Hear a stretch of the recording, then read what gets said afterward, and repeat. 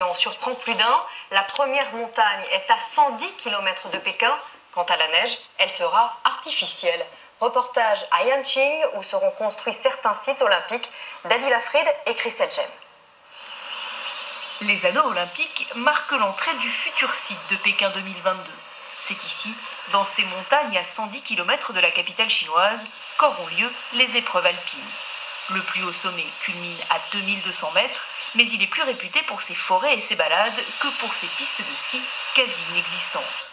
Dans les villages des alentours, comme ici à Sidajuangke, les habitants vivent des récoltes de maïs et de champignons et se demandent ce qui les attend désormais. Des gens sont venus explorer et évaluer le village. J'ai entendu dire qu'ils mettraient peut-être le centre des médias chez nous, mais je ne connais pas l'endroit exact. Comme tous les autres villageois, les Wang sont très fiers de ce choix. Mais eux qui ont passé toute leur vie dans ces montagnes savent aussi qu'en hiver, la neige n'est pas forcément au rendez-vous. Ça fait des années qu'on n'a pas eu beaucoup de neige ici. La région est grande. Parfois il y a un peu plus de neige dans certains endroits, mais on n'a pas eu de grosses chutes depuis longtemps.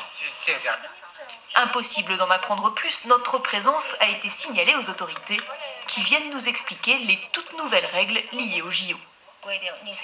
Vous devez d'abord envoyer votre demande de reportage au comité d'organisation des Jeux pour qu'il l'examine.